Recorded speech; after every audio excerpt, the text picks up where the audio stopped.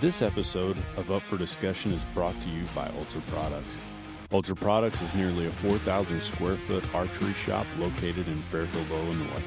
They carry a full line of bows including Matthews, Bowtech, Darton, Bear, and Raven.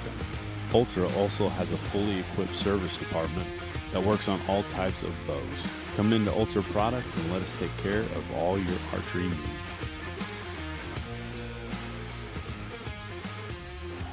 All right, we are live here at Ultra Products, Up for Discussion.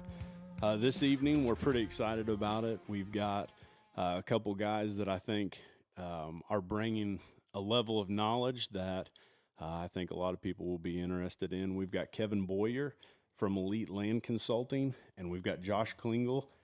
Josh has a large tract of land that he takes care of and manages, and I'm excited to have them in here to discuss that.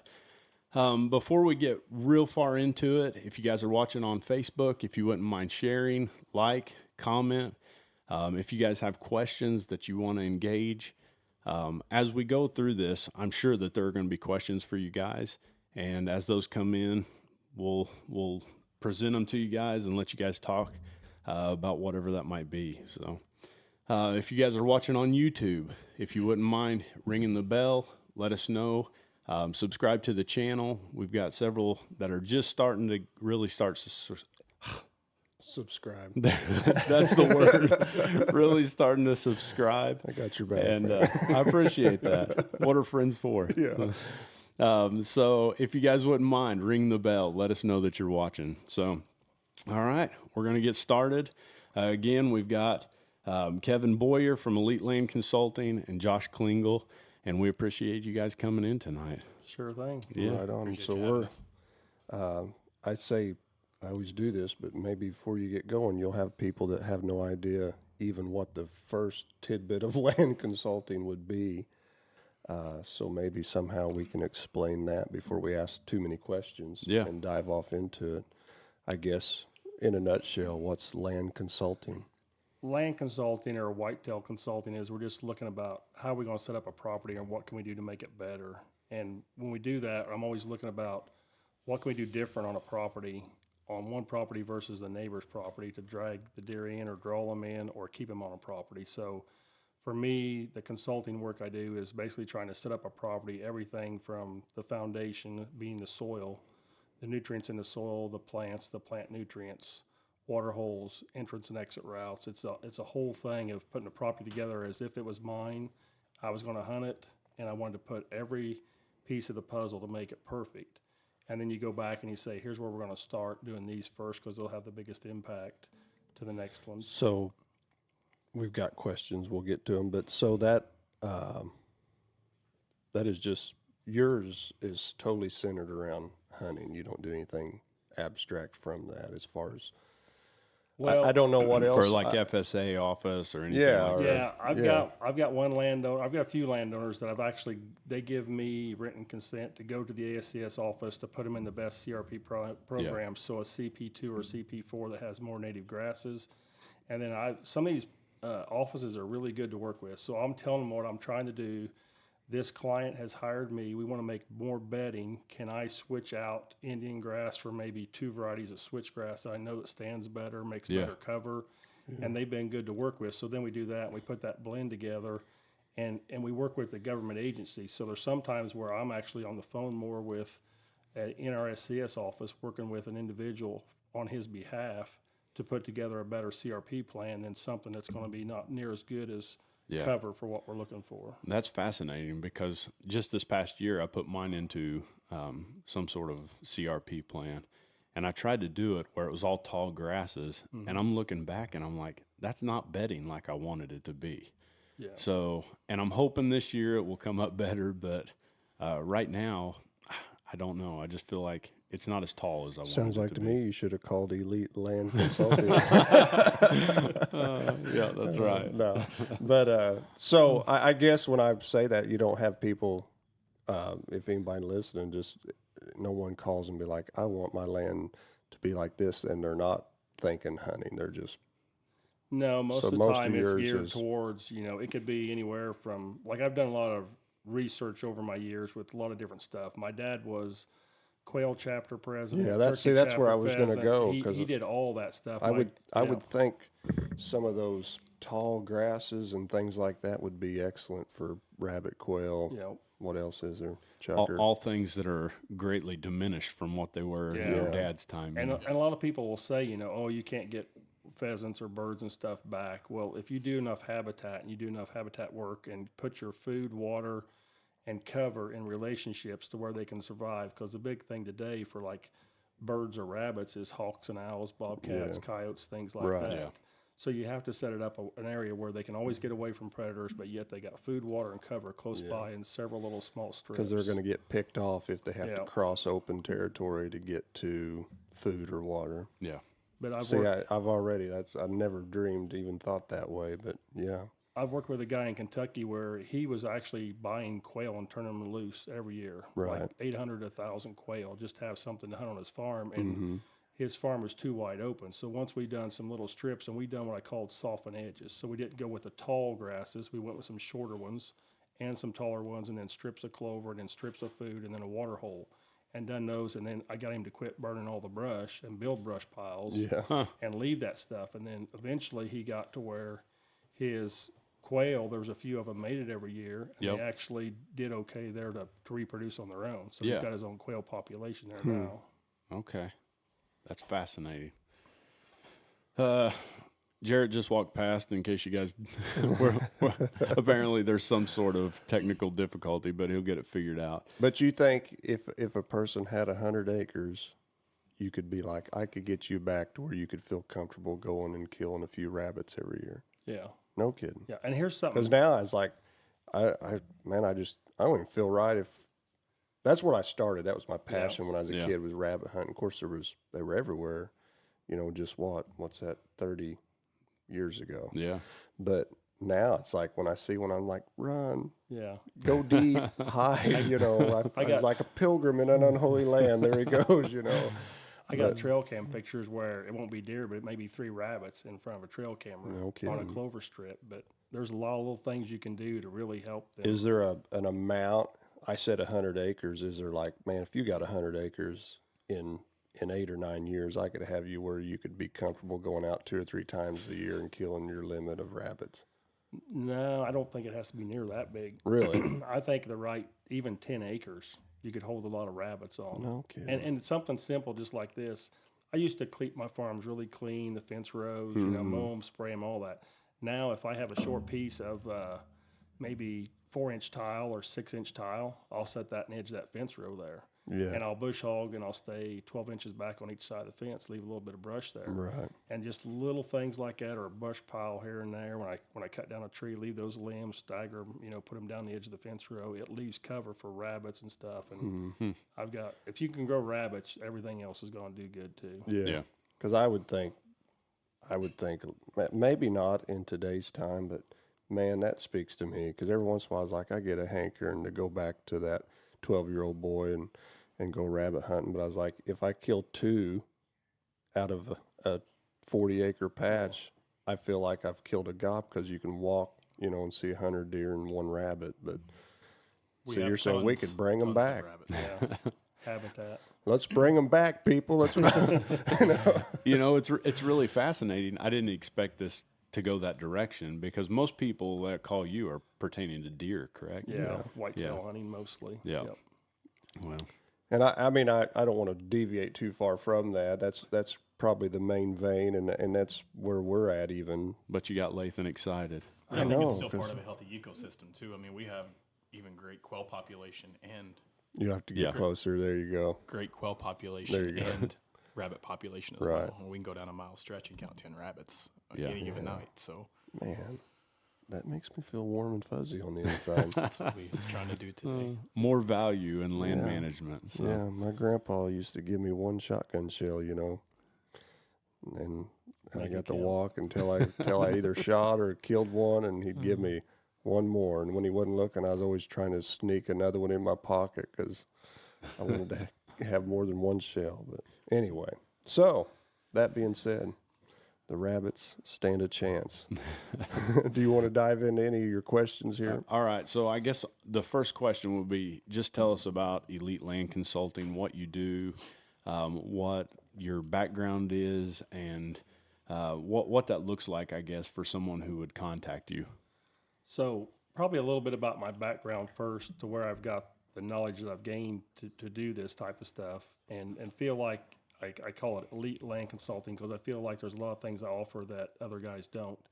Is, like I say, my dad was in every chapter. I got a lot of free seed, stuff like that. My grandfather was an ag teacher for 36 years. I grew up on a farm, started hunting when we were 9, 10 years old, and hunted almost 40 some years now. But throughout hunting, I'm always trying to figure out the whys to everything in the whitetail world, and even turkeys or anything I do. So growing up, I went through like a phase where I done coonhound competitions and I had dogs qualified for world hunts.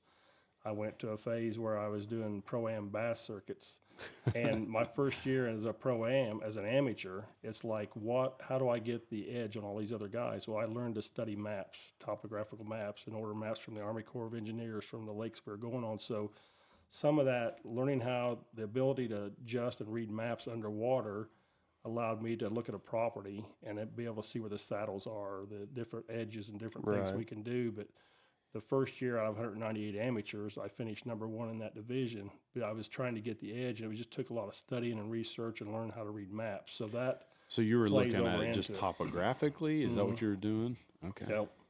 Well, if you had the old, like essentially the blueprint of the lake, you're telling me. Yeah, that's what it was. You've seen where the foundations were, or where they may blew up a bridge or something. And those things were underneath. Well, if you could kind of figure that out when you're in a boat fishing behind somebody, and he's using depth finders or something. Back in the 90s, we didn't have like they got today. Right, But, I mean, way different. you're going by feel of your lure and that type of stuff. But anyway, that was part of it. And then I think it was in the 90s probably, I bought 3 day-old buck fawns and built pens for them. They were just average genetics, 145, 150-inch genetic deer, but I had them for 8.5 years trying to figure out, is there a mineral or a feed or something that I can make them grow into a 200-inch deer? Even though they didn't have the genetics, could I find out a feed or something? And back in that time in Illinois, we could still do mineral licks. It was like in the early 90s where they cut that out. So what the deer would show me in the pen, I would take that and try to put it in the wild. And if like a mineral block I would buy or something in the store that they wouldn't eat, I'd put it in the wild and see if they would eat it, because if my deer in the pen wouldn't.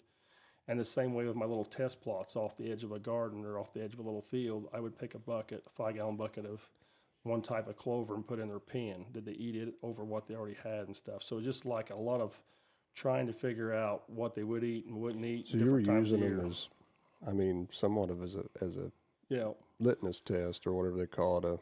You're like a real world scientist. Yeah. The thing I found, because it mirrors. They're pinned, but obviously it would mirror.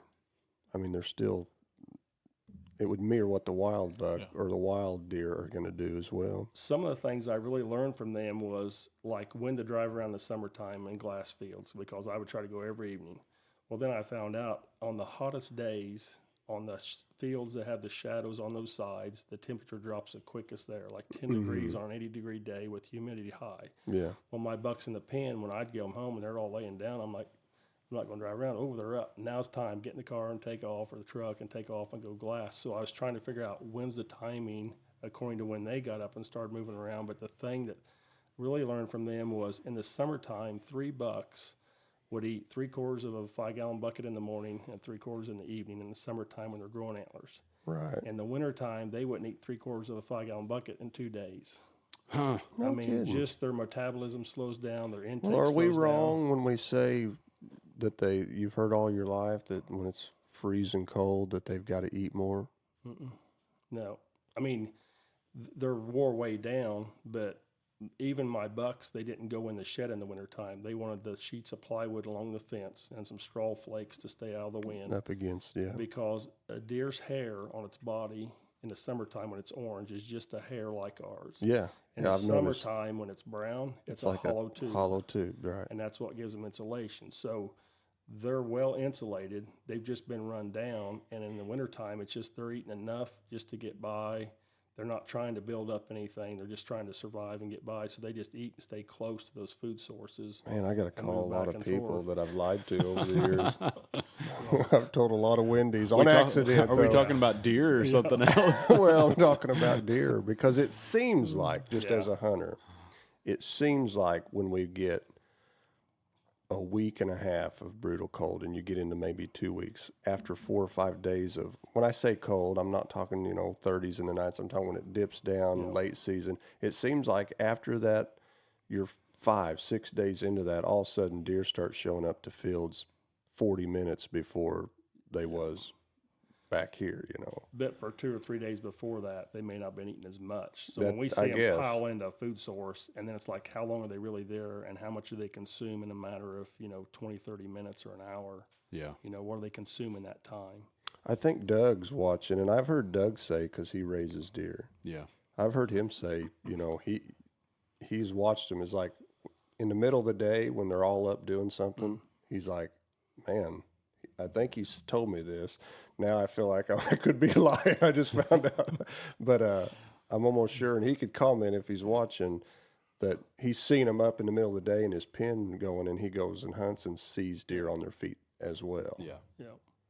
But that, like after I raised deer for a while, for 8.5 years, I didn't have does, and then I got rid of those. I also had a bout with EHD, blue tongue disease. Mm-hmm. So I lost 2 of those bucks, and the vets come in, and we took tissue samples and different organs and stuff. So I watched how that process goes to identify what it was, Right. and how blue tongue affected them. And then So, we, so let me ask you this. Did you grow those deer beyond what they were capable of? nope, Yeah. nope. So you really, let me ask you this. Do you think that genetics is the reason why, or you could never get past the genetics? Genetics is the biggest source into what a buck's going to grow, but genetics can be 50 or 51% or more the doe of what the buck's going to turn out to be. And the reason I know that is throughout the years and building a seed company and mineral company and all that, I actually went down to Texas and did some. You can move that if you need no, to. I couldn't move my hand. But I went down to Texas, and me and the nutritionist I had working with me at the time, we worked and done seminars for Texas Breeders Association and the Texas Deer Breeders. And being down there and seeing how those guys can have a 1.5-year-old buck be 300 inches of antlers, it's stacking genetics Yeah. to where they produce that. Now, they got to have a solid 16% protein or a good food source. But they've got deer down there now that are 2 years old growing 400 inches of antlers, and deer that are 5 years old that are growing 600 and 700 inches of antlers. That's nuts. I mean, it's just unreal stacking genetics what it does. But Yeah. So that's number one above food, age, and everything is genetics.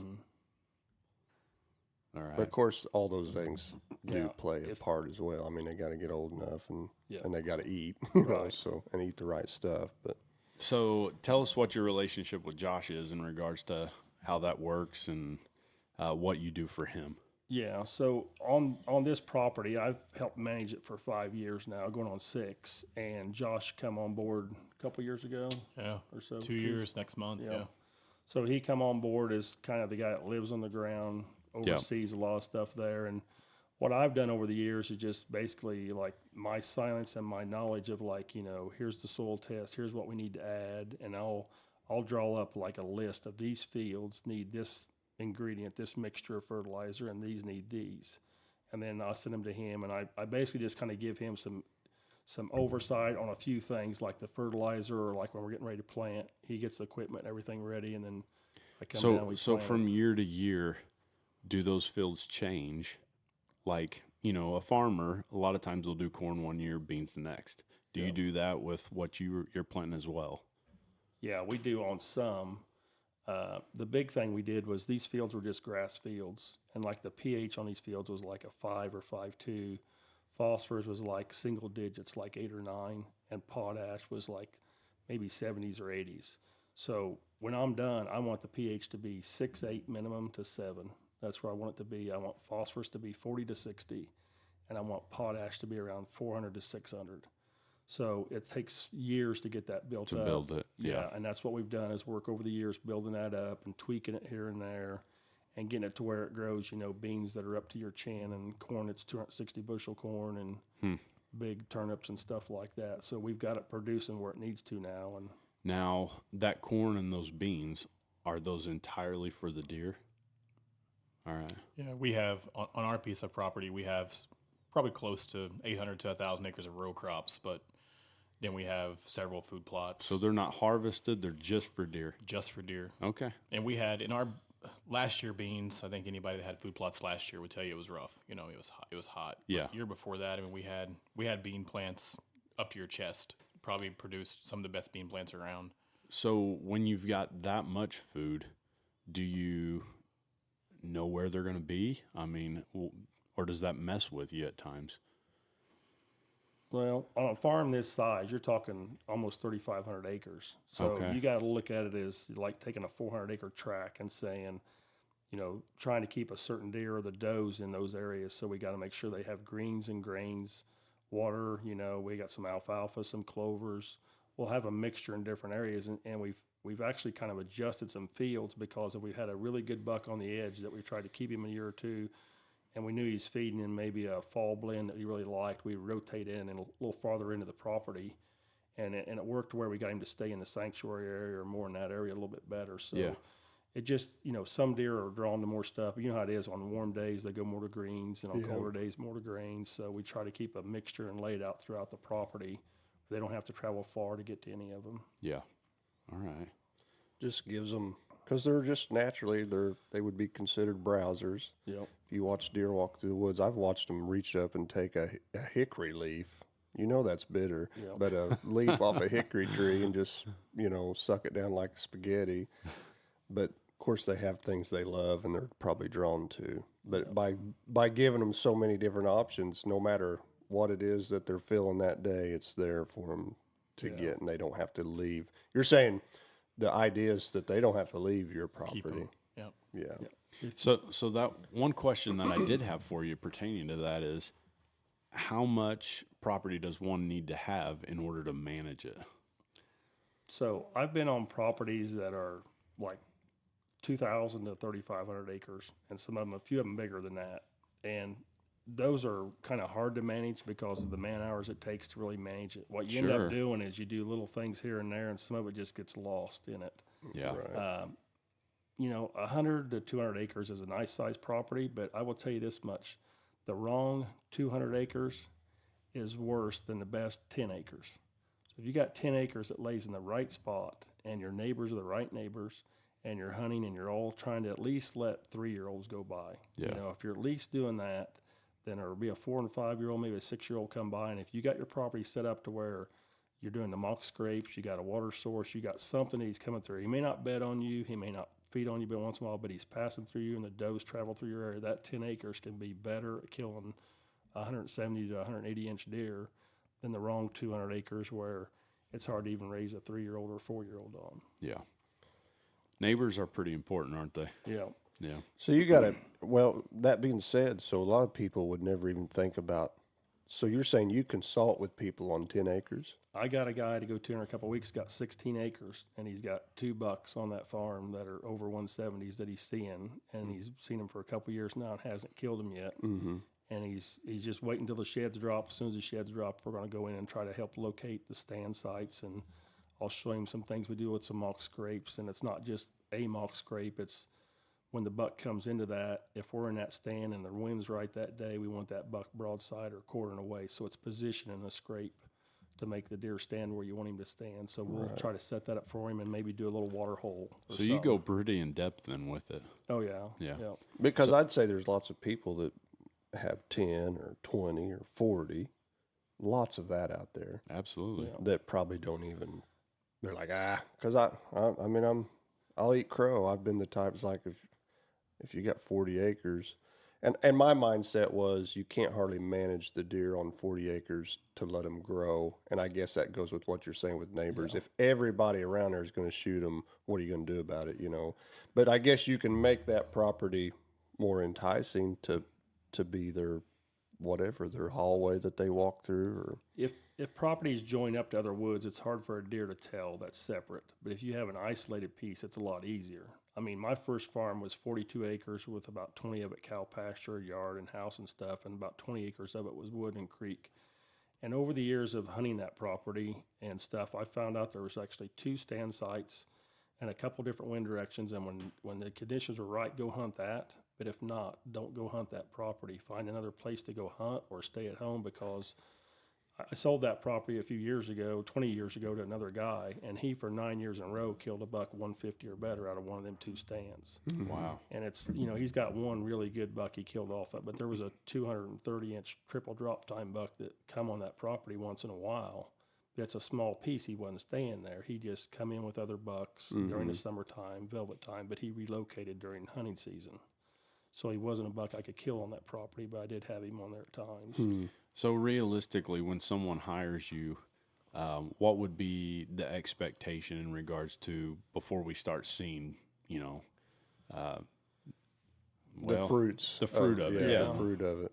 For some guys, it's right away. It just depends on how much work needs to be done and if they follow it to a T. I mean, my biggest, the thing that makes me the happiest is when I hear somebody that the next year, they've tried to kill a buck and they didn't get him killed, or they've tried to shoot a certain buck in a certain size and couldn't get him killed, and then they implement a plan to the T, and the next year they see results. I mean, but like say this, building the soil up takes a few years. Sometimes the habitat takes a few years to get it up to where we need, but a lot of it's entrance and exit routes. That's my number one thing on consulting a farm, is if I can get you into a location, and by doing that, as I'm walking and looking for a tree, there's a lot of trees that look good, but there's no way to get in and out of it without you busting deer every night, and hunting right on a food source is a good way to do that. So if we can find that tree, that little creek, that little ditch line to get in, you plant some switchgrass, miscanthus grass, hang some screening, something where you can get up your tree, you put your climbing stick on the back side. Yeah. If you're right or left-handed, on which side your tree stand's located, on those things where you can slip in and slip out. I don't think a key. lot of guys give that a lot of thought. It's really important to make sure you build barriers where you can. Yeah. So, yeah. Yeah, when you say the grasses, you're talking about like walls of grass. I'm talking like a miscanthus grass or a switchgrass or a Which bedding is grass, 6, or 8 corn, foot tall. sorghum, Egyptian wheat, anything like that where you can do screening to get in. Because like some of these guys, when I go to their properties, what happens is they just been walking right across the middle of the food plot to hunt a stand on the far side. Yeah. But I'm like, as they're walking in, I try to tell them, think about this. If that deer's on this property and the wind's blowing right for you to walk across that food plot, then he's laying on that edge facing you with the wind coming over his back, and he may be in there 40 yards or so and just kind of be looking, and you don't see him get up and leave the property, but he's already patterned you. Yeah. So when that happens, it's like it's hard to get that to change, but once you change it, you start seeing a lot more deer, you start seeing better deer, and it just works out better that way. Yeah, I've always tried to keep in my mind that there are deer here when I'm not here. And I've always said, if I can walk to my stand and I get in my stand, and then an hour later a doe takes or a deer takes a route that I never, because it happens sometimes, and they cross your track, and an hour later you can tell they picked you up. Maybe they didn't freak out, but they put their nose down there, like you can tell by their body language. I smell where he walked through here. I was like, so how many times is those deer after you leave? I think sometimes our mindset is, well, once I'm gone, the switch is off and they don't know I'm there. But he came through an hour and a half or 2 after you left, smelled your tree. Yeah. And he knows, well, this is where he hunts, I mean, they probably don't think exactly, but they lock in their mind that there's pressure here or there's That danger mindset here. for most of us is nothing blue. So nothing blue, I got in and out. Nothing blue, nothing ran Yeah. off. But like you said, the thing of it is with deer, is like when you're walking on grass, your boot is actually pressing that grass and breaking the blades open where there's some moisture comes out. So picture that as if you go drive by and somebody's cutting a hayfield or somebody's mowing a yard. You can smell that green it, grass. right. Somebody's working soil, you can smell it. Right. We can smell that, but for a deer, even our footprint on soil breaks open fresh area where they got that. So now they're attracted to that area, and then they pick up any human scent, or they go every footprint to your tree. So hours after you're gone, they're still being hunted. They're still hunting us to figure out what we're doing while we're trying to hunt them. That's if you good. think of it that way, so that's why entrance and exit routes are crucial because even after we're not there, they're still tracking you. to Yeah, the there's tree. people, I mean, we've all had to have put, especially a mature deer, on high alert. We were laying at home on the couch watching TV, and he came through and smelled where we come down. He's like, oh, you know, and it Yeah. tips him off to some degree.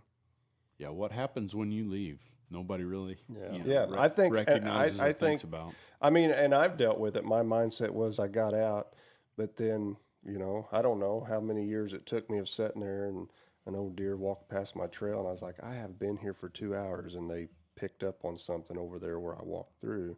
I thought, well, how many times does that happen after we leave? Yeah. You know, so it's the same difference, maybe even worse. So when it comes to management, what are, in your opinion, the top things to consider? I still say, well, I'd say details. Little details make a big difference. And it's everywhere from like soil nutrients, because that converts into plant nutrients. In Illinois, where we can't feed and use minerals, that's huge on attractiveness. Now, I try to explain it to people as you can plant the same clover I plant or the same beans I plant. But if my soil is healthy and yours is not, it does affect the taste. Now, what it is, I don't know, but I've done years of planting over 380 some varieties of beans and 80 some varieties of brassicas and all this stuff. Well, when I'm planting it in a field, I'm monitoring what the deer is browsing on and what they start eating on. And then I take tissue samples and send those tissue samples in to find out why are they eating this variety of pea and not this variety of pea. Sometimes there's numbers in those tissue samples that tell me. Other times it's just something that they're drawn to. So it's whether it's clovers, brassicas, beans, whatever food source it is, there's a difference. But if your soil's not right, then that can really affect it. Brassicas is a perfect example. As a lot of people say, oh, my deer don't eat brassicas, they don't like it. I've cut them open and cut the bulbs open and they can't feed them. And deer are browsers. They don't have to be forced to like something. If they Right. eat it, they like it, they'll chew on it. I film and document and zoom in and watch deer pick up a leaf. And maybe it's a collar or a sugar beet or something. They'll pick up a leaf. And if they chew that off and it drops to the ground and they like it, they go back and get it. If it falls to the ground, they don't like it, then it's a variety that they don't like or it's not ready yet for them to really like it. So if you start really analyzing your deer and watching them when they eat and dial into what plant they got in their mouth, you'll start seeing different things. They eat different ones for different times of the year, but soil makes all those plants taste a lot better. than Well, that's what they why I will. don't eat tomatoes from the grocery store. But boy, when they pop out in the garden, I'm like, I'll eat till my mouth is raw, you know, on them. Yeah, That'd yeah. probably be the same difference, wouldn't Yeah. it? So think about eating a tomato early or in its prime when you Yeah. want to pick it, or Yeah. after its prime. It has a different taste for Mm, you as fried far green as, ones are pretty good. yeah. That's probably the breading in the oil. That's what makes that. Yeah, Oh, but I sure wouldn't want to eat a green tomato not fried. Yeah. Yeah. Yeah. And even when they're red, they're not, you know, they hit that place where almost right before they're rotten, where they're the best, you know, soft. And So if I called you and said, all right, I'd like to have you come to my ground, what are some questions that you're going to ask me? So we discuss your property and what your goals are and some things about it first. And then I have it's a submission form they fill out. And it basically goes over questions like how many people's going to be hunting the property, where the property's located, whether you're right-handed or left-handed, to setting up stand sites and stuff, how many cameras you run, what your goals are, what you know about your neighbor's property, Lathan's out on that what with the seasons you cameras. hunt, all this stuff. Like, because I would tell you about me, I want to plant clover, but I want to make sure it's clover that's good for bees, because there's a lot of clovers that are not useful for bees. So there's one that's a prime one for bees, and bee growers know this. And if I give you a list of I'm going to list some of the clovers, and you tell me which one sounds like it would be the best. So we're going to say, wait a minute, we're taking a test. Let me we're going to say wheel clover, resolute clover, crusade clover, regular red clover, ladino clover, alsike clover, or yellow sweet blossom clover. Well, the yellow sweet blossom. Now, when you say that word, yellow Yeah. sweet blossom clover, that just has too many words. It sounds really nice, really tasty. Here's the buzz. That clover, when planted in several strips, deer will not eat it very well. but it's good for hunting bees, and it's good for bees, and it's good for sod growth. So it helps promote more sod. Now, all those are legumes, and all of them produce nitrogen in the soil. But there's a lot of other ones that deer will prefer when you plant them in strips. But yellow sweet blossom clover, and it's used in some seed blends and stuff, but it's really not very attractive for deer, but it's good for sod, and the honeybees really like it. That's interesting. What do you have? I've got some red clover And what's some crimson, I guess. What's not good? Because I see them all over, like the little white flower ladina type. Yeah, so there's different. I mean, I would assume bees like that. There's so see many varieties of clover. It's insane. You'll see bees in all of them because when they're pollinating and when the flowers and stuff are going on the clovers, that's what they're going after. Right. You know, but there's just different varieties that are more frost tolerant. Different ones that protein sources are different. So if one of them protein band starts and goes up, and at 19 days it starts to mature and go down, then you mix another one in there that comes up and it's protein band. So when I'm looking about proteins or clovers or these tissue samples, I'm looking at relative feed value numbers. I want the proteins to stay up as high as they can for as long a period before they drop off. And like a fourth cut in alfalfa hay would be like a 220 relative feed value numbers, which would be really good. Well, I've gotten clover in the summertime when it's growing good to be 427. So it's easier to digest it, but the protein source is higher than a fourth cut in alfalfa clover, or an alfalfa is what's higher than. So there's different clovers that mature at different times, and a good mix of it is what you want to make sure you got good food. You know what I just heard? I'm way above your level. Because it was like, wah, wah, wah. I mean, and that's why guys need somebody like you, somebody that can come in and tell them, you know, that's not what you want. I've planted clover so many times that how many times have we planted clover and we're like, this is going to be awesome. Yeah, so I've talked to people like with turnips. I have a guy who's like, oh, yeah, man, I'm going to plant turnips. And we plant turnips. I'm like, it's the wrong soil or something. Yeah. And they're like, oh, you didn't wait long enough after the frost to eat them. I was like, yeah. I've been there all year. They're still there. Matter of fact, now they stink because they're rotting, you know, and they're starting to stink. Yeah. Yeah. We have better luck on some of our, you know, more moist type plots that hold moisture better. But we have some turnips on the farm this year that's cantaloupe size. I mean, they're absolutely But do you have huge. Deer hitting them? We do. You can drive through and you can see the bites out of the top of them. Yeah, see, we would sit on them.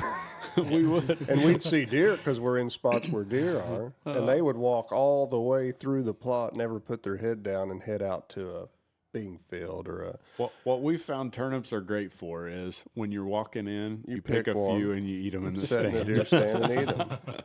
And stinking. Out about January, they start stinking. Yeah. But...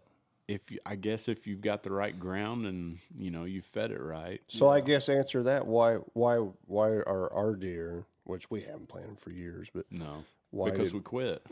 why did we sit there and they didn't eat our turnips? Answer that. So question. there's four main things in brassicas, which are turnip family. It's the soil nutrients in the soil. So nitrates, if the nitrates are high in the soil, it can be high in the bulbs. And if it's high in the bulbs, a lot of times you don't see them eat it.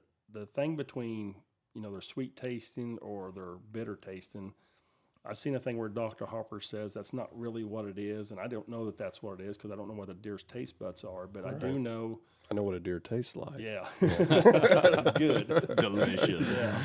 But so we go with the nutrients in the soil that's available for the plant, the varieties you plant, the time of the year you plant them, and very few of them, but everybody thinks this, needs cold weather. I've got guys in Texas that have planted brassicas, and they do good down there in Texas, and I they had eat no them. idea. But So the varieties is a big thing. I've been told that by everybody. It's like, they ain't eating my turnips. Like, oh, wait till it frosts. I was like, well, it frosted today, so next week or two, maybe, I still ain't eating my turnips. So The best thing we've ever had, personally, I think, Corn piles. No, I'm just kidding. that is 100% a joke coming from up for discussion. But Totally a joke. is clover. Yeah. And I think we actually bought Whitetail Institute clover. I don't even know if that's still a company, but is it? Yep. I think we actually Yeah, we had good luck. I mean, in times past, we've our turnips probably just came from FS or Yeah. something to that nature. And then one year we spent, and it proves itself, I guess, because we spent some extra time. We worked the ground better, fertilized, and put in actual, We it didn't was know like, what we were doing. Just No, go get but- some 12, 12, 12. yeah, and call but it was good. like a ladina. It's like a ladina type clover. It had a white Yeah. flower, if I remember. Yeah. But that year, It was Imperial. Yeah. Imperial, that year we had to meter the dose of hunting that spot because we were filming, and everybody was like, "Anybody sitting on that tonight?" Because he's like, "Well, we've sat there 4 or 5 times. Maybe we should let it ease." But everybody that hunted with us, and us including, you had to tell yourself not, because every time you went there, man, the deer flogged to it. Well, think about a hunting season and what happens the first third of the season. Everybody's talking about, well, they're in the cornfield or they're on acorns or they're on clover, they're on alfalfa. So it's food source. It's food source the first third of the season. Mm-hmm. And then we get into that rut stage where it's anything goes and crazy for 30 days. And what happens after that? It's back to food. Back to food, yeah. So the biggest part of me setting up a property and building it up is the soil, the plants, the tissue samples and all that, setting up a good food source program, because 3/4 of our hunting season is built around food.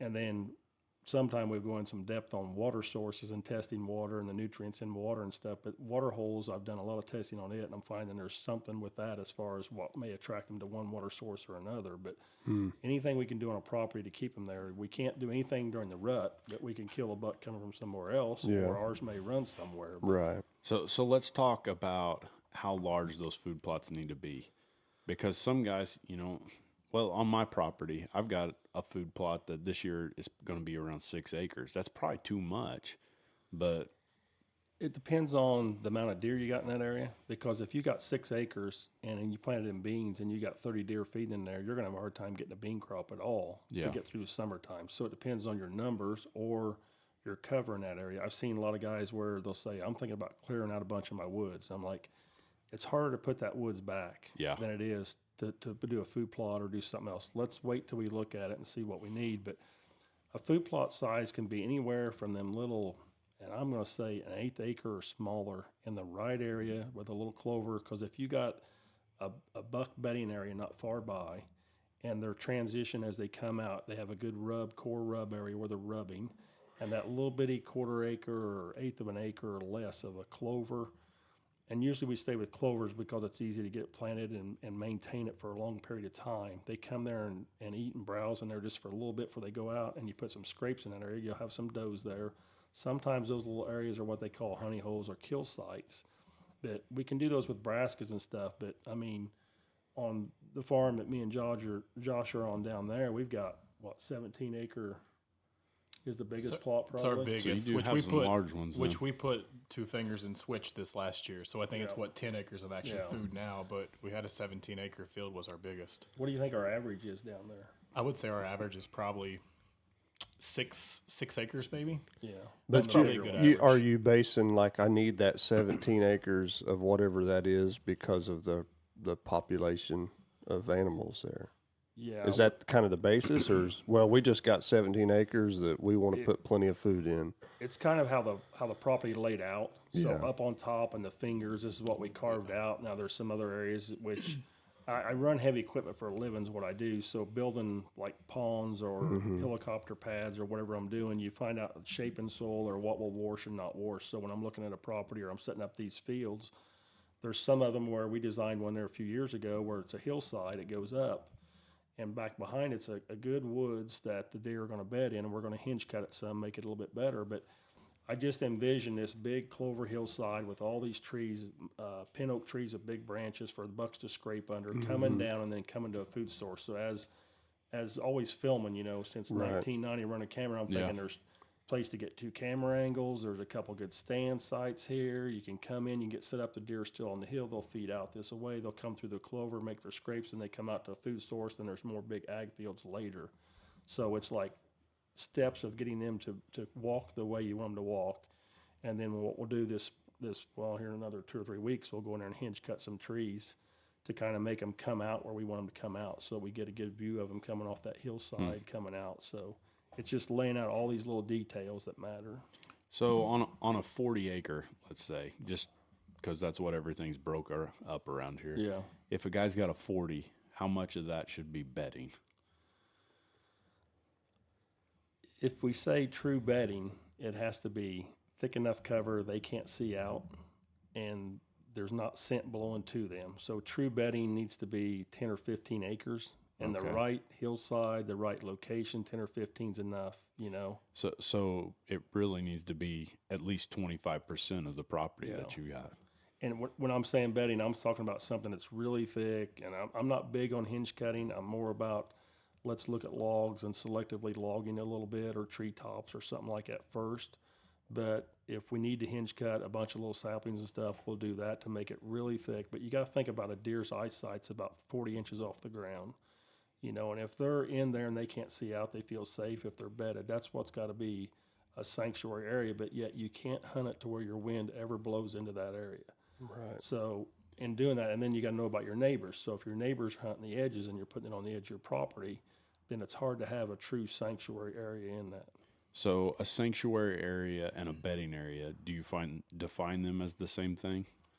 Yes, because if you have a sanctuary area, you're going to have bedding. It can be open woods, and it'll be bedding, because once they feel safe and not pressured in an area, you see them, you know, they'll bed out in open fields and on ditches and Sure. stuff where they're not bumped there. And this Right. time of the year, they're close to food. That's a bedding area that's not normally there, but it's because they feel safe. So sanctuary areas that are set up, you know, most of the time they're thick or they got cover by them, but even in an open ridge, the right ridge or the right saddle that's open, those deer will still bed in those areas because it's a sanctuary for them. Now when I think of a sanctuary in my head, what I'm thinking is a place that you don't ever touch. Mm-hmm. So you don't view it necessarily that way. Yeah, I mean, we don't go into the sanctuary areas unless we're building one, or we're going into shed hunt, or we're going in to recover an animal. Okay, I mean, so that's the only so time we it's- go into it. So he is basically the Yes. same what you're Yeah. saying. all right. So you like- don't ever go into it's bedding like- areas then. It's off right. limits to hunt that. But we have lots of bedding too that's just right off of main trails. Even though we're not always in there, we have them close. I mean, you can drive and you can just see where they've laid. You know, where you're driving through even at night, you'll see them jump up. But Yeah. it's not something we're typically just always in. So 3,500 acres roughly. You've got around 800 acres of bedding.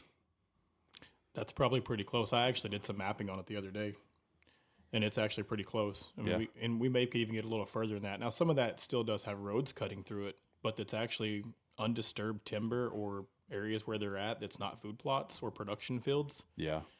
Well, and deer don't act with a vehicle or an ATV like they do with a human. So Now, when we first got to that farm, it was a bird hunting farm that hadn't been bird hunted for years. So when we drove back on them trails, you would actually see deer 3 hillsides and a wall of whitetails going away. I mean, they were just running forever. And now with hinge cutting, and that's what he said about having somebody on the property and driving the trails and checking cameras and all that, it's like now you They're drive more by comfortable. and you'll see them walk off the plot, you know, Yeah. maybe trot back in the woods, but they're not like they were before, where you could watch them run for 300 Yeah. yards and still Well, going. I guess it's because they've developed. They know I can go 50 yards and I'm Yeah. back in a place that I haven't been bothered. Or yeah. so you never go into those during season and hunt a. You know, I mean, I guess I'd say you'd have to know the property. I guess how to get around them, because when you're talking about 3,500 acres or better, you've got to come into that property from all different directions, don't you? Probably. Yeah, At I different won't s- times, different winds, and all that stuff. Yeah, You I know, won't do you say have a never. rule like we're not walking within 100 yards of that bedding area? We're not walking within 150. We don't go deep in them. We may hunt the edges. the edges of Okay. them. I mean, we So have you'll we have a approach 'em couple with the spots wind that are right, of timber course. spots that are kind of in sanctuary. What I would call sanctuary, up on some of our northern sides of the property, and you know, there's 2 spots I would call that we actually have sets that's within timber that would be considered. That's probably sanctuary area, but it's not something we just hunt all the time. It's more Right. strategically planned when we're going to go in there. Yeah. So how do you address this? This is one of my biggest dilemmas as a whitetail hunter. I know he's at bed over here. Like I can almost, because I'm abstract from something because I run no cameras and don't want to. Yeah. I was telling him that You earlier. save a lot of money, don't Well, you? I like the whole part of not knowing and hunting. I don't know. It's hard to explain. Maybe I'm ignorant. I don't know. No, I thought about it at times. But so one of my biggest dilemmas is I have a real good idea that right over here, he's bedded in there somewhere. And it may be 20 acres or whatever. And you want to hunt it, but you have to hunt it with the wind right. Mm-hmm. But, you know, I've never documented it, but I've done enough watching. So if I hunt a bedding area and if I can hunt it or set back off of it, if the wind's blowing into it, I see him come out of there all the time. Yeah. I mean, he knows he's going to walk with the wind in his nose. Not that he never comes with the wind in his back. So he comes out. I was like, well, there he is. Yeah, I see him. And then I hunt it the next evening. Like we have one place in particular that I'm thinking of. We could set off to the side of it. So we never messed with the deer. Wind come out of the south, man. 20 headed come out of there, 2 or 3 nice ones. Wind come out of the north. When you could actually go out there and set, well, they didn't come out because the wind's in their rear end, and I think they're more apprehensive to come out to that field because they can't smell. So, you know, what do you do? Well, there's 2 things on setting up on situations like that. I mean, I know some things I do, but go ahead. I want to listen to what you say, and then I'll see if I'm even close to right. If you know where he's at and where he's coming, the wind almost has to be right for him to pick you off before you can shoot him. So he's got to almost have everything right for him, and you got to almost be at a point where you cross paths where it's wrong for you. When I was a kid, pushing the wind. When I was a kid, I heard a saying, and I don't know which hunter it was that I was following and watching. It was one of the guys, you know, back in the day. It'd either be a Raglan or a Fitzgerald. Wenzel's. Yeah, Wenzel, the Wenzel brothers. I still watch them guys some, but they would, and maybe it was one of them. I don't remember which one, but they said you can't hunt. You got to hunt the wind that's best for him. Mm-hmm. I was like, you know, I'm a 12-year-old kid. I was like, I have no idea what that even means, you know. My uncle always just beat it in my head. Got to hunt you got to have the wind in your face, you know. So that being said, like I'll hunt a bedding area, and if I can get, just for example, like if I can say a southwest wind is so close and I try to get to this far side of that bedding area, knowing he's going to be coming with the wind in his nose, but he probably is not going to get me until I'm going to get a shot. Yeah. Unless he does the strange path that he never takes, which they do sometimes. You're like, well, that blew up like a ball. So I'll hunt a bedding area with if people saw me heading to it and they're thinking he's going to it with the wrong wind. But they don't know exactly where I'm setting. Yeah. They don't know what he knows. Yeah. I mean, obviously, I know enough now after 30 years. I'm not going to walk down the line with the wind blowing into the bedding area to get to the other side of it, you know. But there's sometimes I map out on most properties that I'll say this is a morning set with frost on the morning, warming up to 45 degrees with thermals rising. Yeah. And when it is, and my brother and a good friend of mine this last year, we had 2 stands set up for them in the same morning within an hour of each other. They both killed the buck. But it was one of those frosty mornings, thermals rising, the wind was blowing where that buck should have picked him off. But if you ever do them wind or them feather things, those are very few mornings. But I'm like, when those happen, and you've got stands set up, the buck is doing what he's doing because he knows he's safe. Yeah. And then you're there. So those are the 2 reasons or 2 ways to kind of set up in those areas. Other than that, you got to think of a wind as when you go and you say southwest. But if you really get to watching those winds, if they're not strong, they really may go a lot of different directions. So, Yeah, that's why I'm not as crazy about puffers as I am milkseed weed or, you know, seed. You put it out there, and you watch sometimes go out there and then turn and head out through there, and I'm like, you know, you're trying to make a decision. If it's going to stay that way, I'm upside down. But I don't know. I guess maybe a lot of people don't know and that's another thing that was put in me from who I done most of my hunt with, my uncle. We'd get up in the morning. And he'd be like, man, hard frost. He said, there ain't going to be a deer be able to smell us till 10:30 this morning. We just go wherever. And most of the time, you know, you'd have deer downwind of you, and they never, when that frost starts warm, you know, and everything's going up. And he always based it on cigarette, though. He's like, yep, it's all going up. He has since quit smoking. I'm proud of him. If he listens to this, I doubt he will, but if he listens to this, But some of that, what you talked about, like the Wenzels and some of them, like when I've done seminars at the ATA show in different places, and a lot of times when I'm at those situations, there's a lot of times we're going out to eat of an evening or something. So like the Wenzels, Yeah, Roger so Ragland, now I'm I mean, a jealous. lot of those guys, I've spent time with them and talk, or we go back to the hotel room, and that's, I've got to pick a lot of top-notch brains. yeah. In the industry by there and the deer farmers and different people. So I've been fortunate enough to meet a lot of the people and maybe share a little bit of knowledge, but gained a lot of knowledge and Right. listen a lot when they're talking. So I've always heard when you're around people like that, listen. Roger is fascinating. I mean, and the stories that guy has are just Who's that? amazing. Roger Ragland. Yeah. So, I mean, I watched that guy so much when I was a kid. I'd make my mom rent the same video over and over and over, well, hey, And maybe not, I don't know. I don't want to say anything, but man, when he shoot them big deer off the ground, I was like, that's what I'm going to do, and that's pretty much what you've done. So. Yeah, I've done it. Hale and Knight's another couple of guys. That Hale Harold, he's funny. Yeah. He's funny. Yeah. I got some stories I could tell you about him.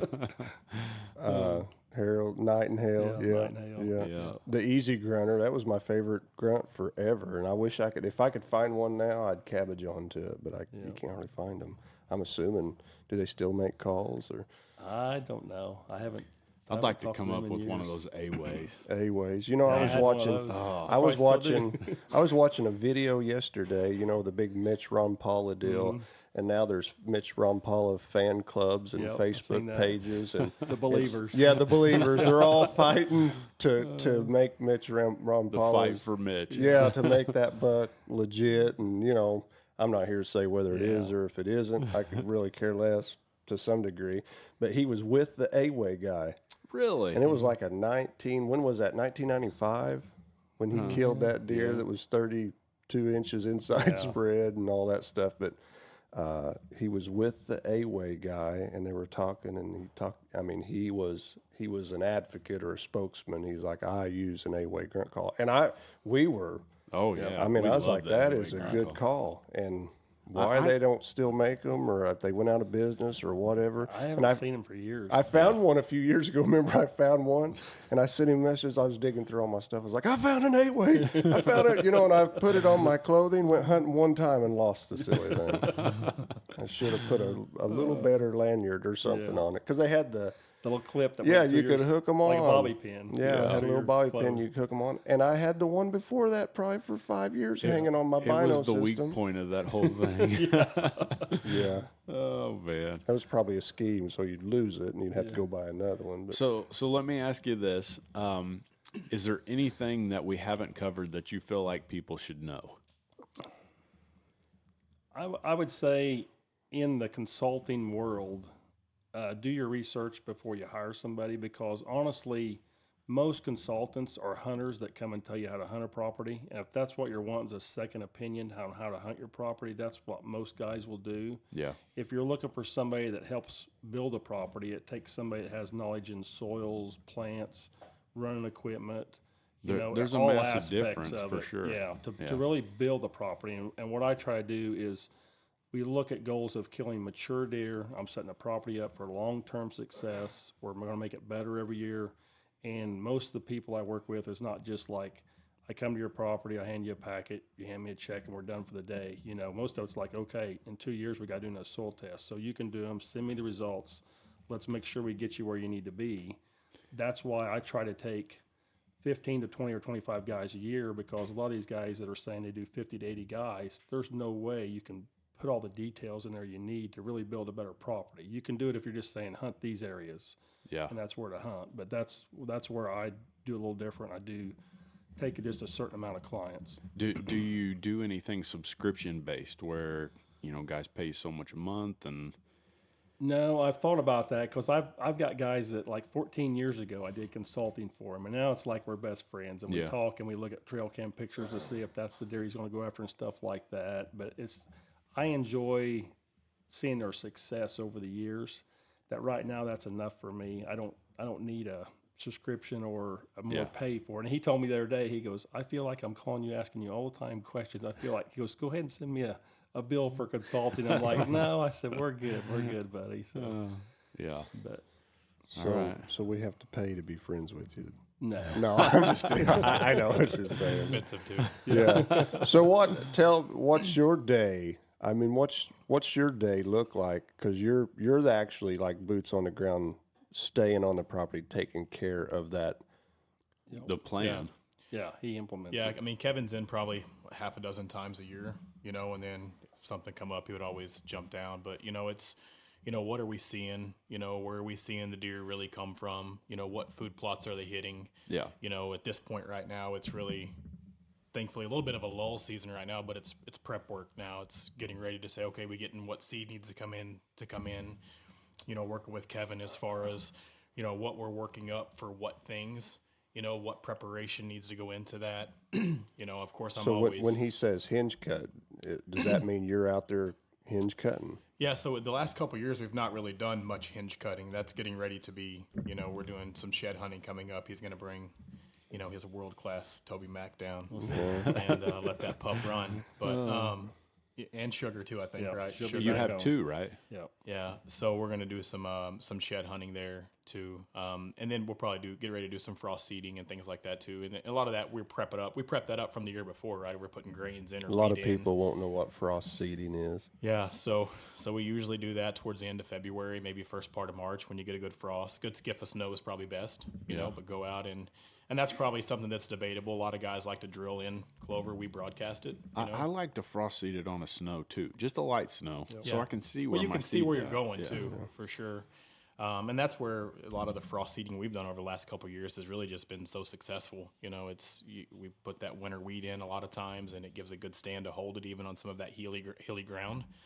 And then come early summer, we go through with the bush hog, cut it, and you got beautiful green popping through. You know? So that's really what it is. Prep work to make sure when we come down and it's time to put that full weekend in of getting all those food plots taken care of, that everything's ready to rock and roll, and we can have some success. I have no doubts you work hard, but there's a day where you get to call your job shed hunting.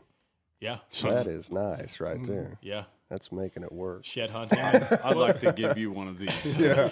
Yes, I just would like to know. Shed hunting is the job, Oh, man, got to go check that pond to make sure it's got fish. That's part of the day sometimes, too. That's awesome. So what's a world-class shed hunting dog? What's that mean? Does that mean when they're world-class, does that mean they pick up 10 sheds a day? It means you paid a lot. Yeah, that's what it means. and I got a good guy that trained him. So he's out of probably the best breeding there is. His dad's Hall of Fame. His mom is an elite shed champion. There was 7 puppies, and the guy I got him off of, I talked to him and knew him for a few years, and he'd done some looking into me, and he kind of agreed to sell me a dog. So I got this pup and had him sent off and had him professionally trained.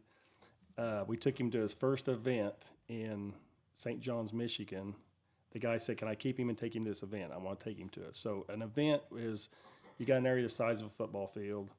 If you draw a line down the middle and 2 other lines and divide it up in 50 foot by 50 foot, 6 quadrants through there, they put sheds in 5 of them and one of them's blank.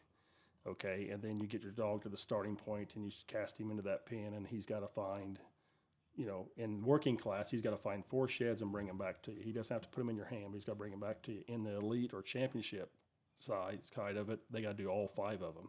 They can't miss one. So they have to put them in your hand? In the champion. Yeah. In the working class, they don't. Well, he's trained to put them in your hand, and he's ready to go to the next stage, but he's just 8 months old. So, Golly. But let me ask you this question. In a football field size area, how long do you think it would take a dog to smell out or find, say, 4 sheds and bring them back to you? 10 bet minutes? It's not that long. I was going to guess 10 minutes. And the reason why we grew up coon hunters. Oh, yeah. So, That's what I did. Yeah.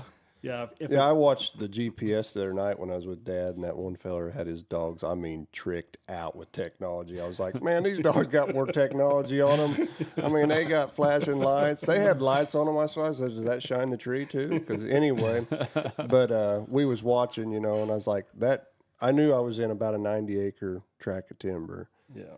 And in 15 minutes, that dog had been all over that 90 acres.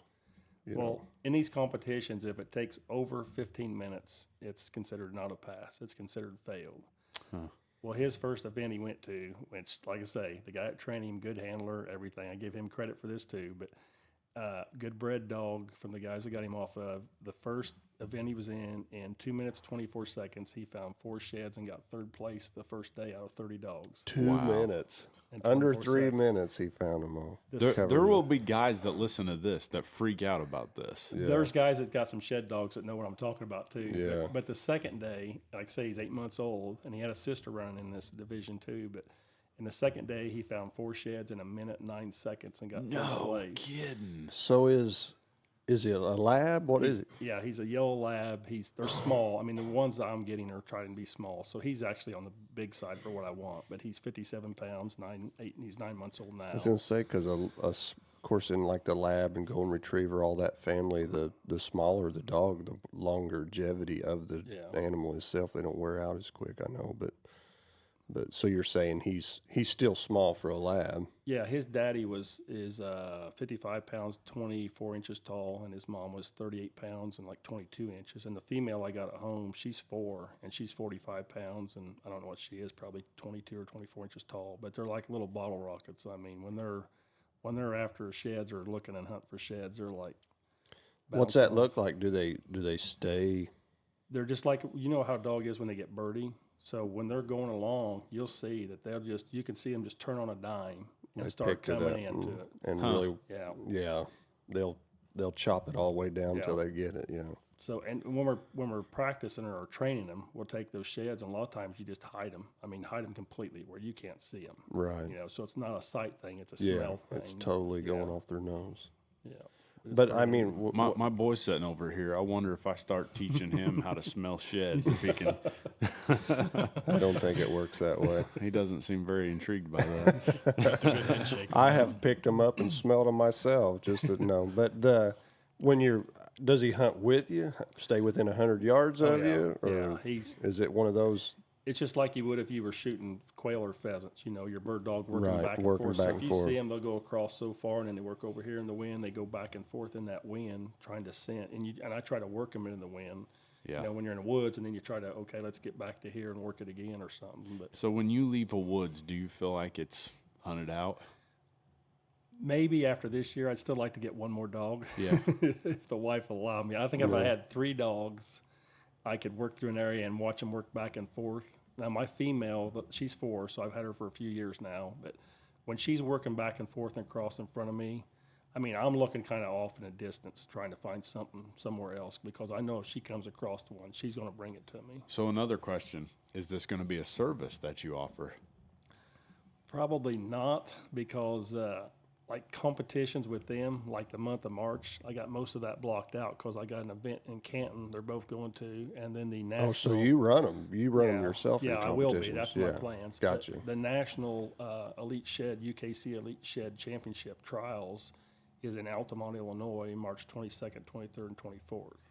Man, I'll I have would him in think it. if a guy's got, a 200 or a 220 Oh, yeah. and they knew where he was staying, Yeah. man, they would be all over that wanting to call you. I've got some buddies that they've hired them to come in and run their dogs like in the shooting preserves in those pens because they know they got so many deer, Yeah. and they want to get as many of those sheds as you can. And you'd be surprised that you don't come out of there with 90% of them.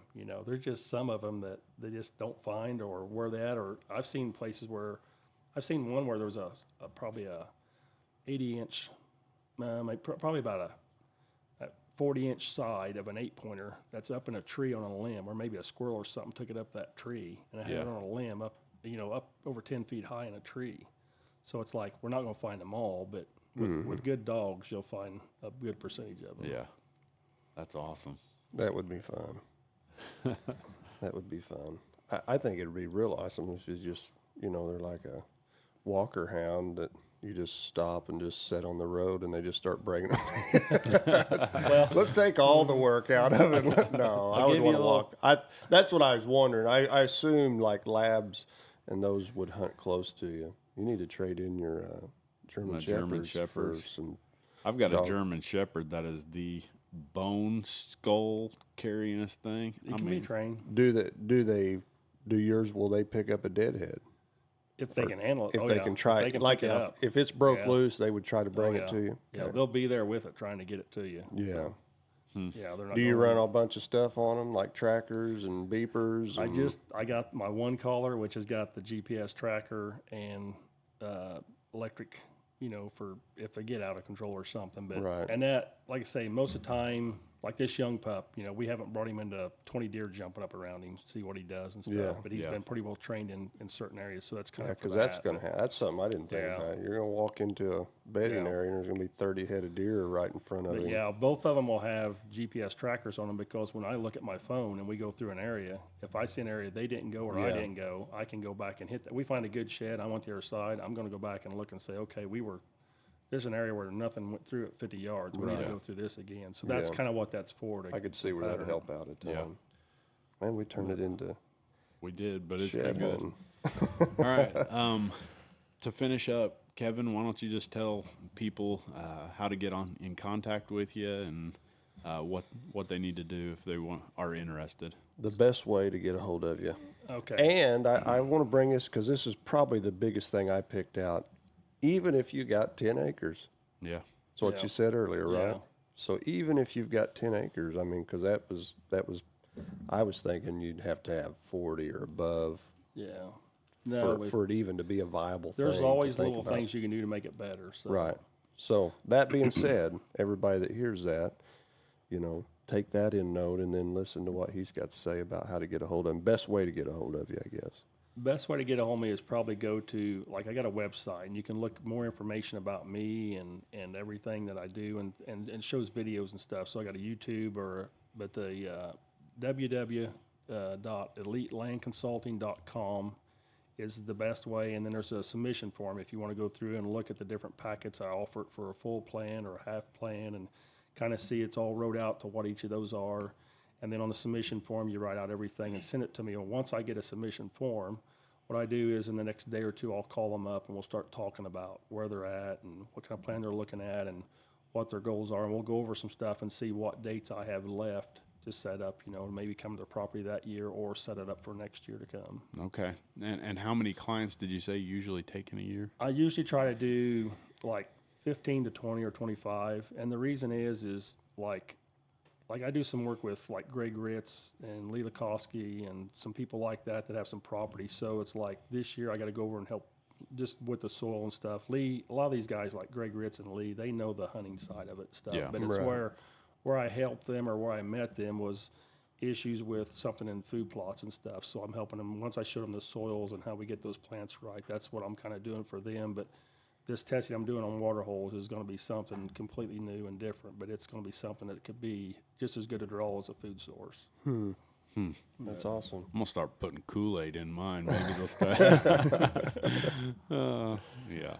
So I guess so they get a hold of you through your website essentially, and then you reach back out to them Yeah. once they've The website's the best way because then that gives me a sheet of their information, Right. what they're looking for, what they got, their Gotcha. acreage, kind of location, things like that. So I'm looking over that, reading it, but then from there I contact them or they can call me if they just want to talk about it. They can get my number off the website or my number is 217-232-0722. They can call me if they want to talk about, what we could do or what their property or what their goals are. All right. pretty enlightening. Yeah. Absolutely. Yeah. Is there anything else that you can think of? I don't think Did you know our paths have crossed before? I did not. Yep. Back in the day, he was with Real World Whitetails, and they were a group that was always up at the Deer and Turkey Classic whenever we would go up and sell DVDs back Yep. in the day. So, A lot of hotels and 3-day Yeah. shows. oh man, The days of peddling Yeah. DVDs. how many of them did you guys go to? The shows? Oh, There were yeah. some years we did 6. Yeah, Yeah. That's and then the some of way them it are was back to with back. And So you're you like, were- "Whoa, man. Making DVDs as well. Yeah. Okay. So You he remember, was you remember with, what it's like by the end of the show. You Yeah. feel like, I'm sorry, I'm just trying to get you to buy my. So real world whitetails, you guys had the cop that killed Grant Van Hoovelen, yep. yes. George Houston, Remember that? my brother Travis, and Don Higgins and me were the Real World Whitetails group. Yep. Now he had originally that was the largest non-typical whitetail Yep. killed on camera. 242 or 243. Oh yes, Yeah. yes, because he was doing. Somehow he got tied up with I talked to Tim. him several Yeah. times on the phone because he had drew all those straws off of Yep. it whenever he Yep. killed it, and yeah, It was like a 249 or 240. 242 or 243, 40 something like something, that. yeah. Now, It was it whitetail. was shortly after Spook's band killed his, right? And that was, Yeah. I think it had surpassed Yeah. it, or yeah. But- Because what now? Was it that deer that got him tied up with Tim Wells, or was he tied before that? He had kind of committed the footage to him. So whenever Yeah. he kind of wanted to work with us, we said, well, we can't use that footage, unless you work out something with him. So he went back to Tim and kind of worked something out because Tim had showed it some. Yeah. But he wanted I it to think be that's on where our I seen video. it. And we just told him, you guys got to work that out between you guys because we can't take it in and use it on our video unless but it's he was okay. part of your group, though, right? Yes, yeah. In the Because did beginning, he it was film us five. himself? He Self-film? was self-filmed. Self-filmed it. Yep. Yeah. Took a canoe up the creek, got up Yeah. a tree right there. Good Watched for him him. come across the field. We did a Big zip rascal. line one time. We'd Yeah, go we across the zipped river. across the creek. Yeah. Yeah. One of the best places I hunt that I hunt a bedding area. If the river's not up, I can drop down, walk the river, and pop up the bank, climb a tree, and it's like, man, they never have a clue I'm there, and that's kind of what you're talking Yeah. about. It's because I'm 12 foot below eye of sight. They can't Yep. see me walking in. They can't hear me because there's no leaves and crunch and mess. And they never, not that they don't ever go down there and walk, but they're just typically they're never down there walking the water's edge. They're up in the woods. So that's my. You think about it this way: you could hunt a deer 50 days wrong all season and never kill him, or you could go to the extra effort and hunt him once or twice, doing it right and kill him. Yeah. I mean, that's what it boils down to: is how much effort do you put into it, and what can make it where it gets you in their paths Yeah, crossed. we I kinda- think we had that We kind conversation of addressed last that. week. We Yeah. addressed that with our wives. We had our wives Yeah. on last week because there was a time we was like, if we're gonna kill one, we beat the time in. Yeah. So we hunted. What'd you say? Almost 90 hunts a year. Yeah. Yeah.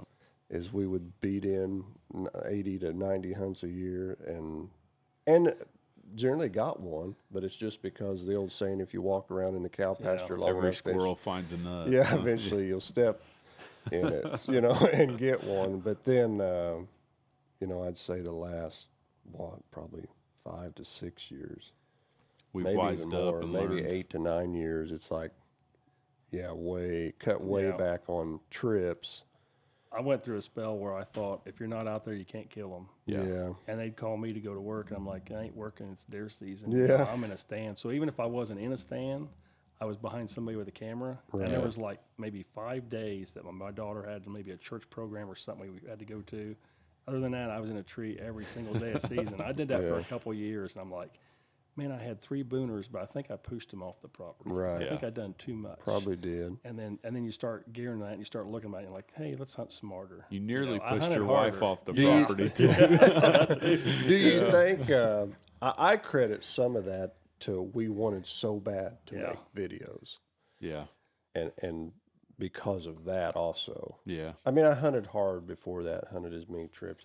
My lands, I stayed on second shift for 7 years Yeah. just so I could hunt every morning. Well, that's where I was because I was the editor for us. So I was trying to make sure we had all the footage. So there's a lot of times I give up half my season to sit behind 1 or 2 guys Yeah. Yeah. and go film for them, just try to I get mean, more we footage. just, we was like, we got to get a kill, so we just beat the woods, stayed out there. So you and Don are pretty close, right? Yeah, we were in business together for 10 years, and before that, we filmed some together too. So how does that work with you guys doing similar things?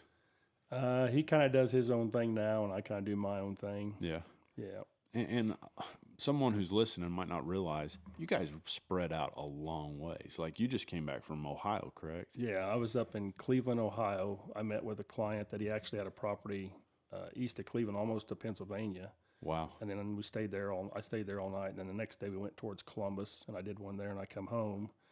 And then the plan was to leave tonight and drive back up to Pike County. I've got probably 4 or 5 guys I've done up there in Pike County this year. So I got a guy, but I think I'm going to go home and get up early in the morning and drive that up there in way. the morning. Get But some sleep. it's like, I'm just doing one this weekend, and then next weekend I got one in Round Hill, Kentucky, and then one back up at Pike County again. So that's 2 days and 7 hours in between. But Yeah.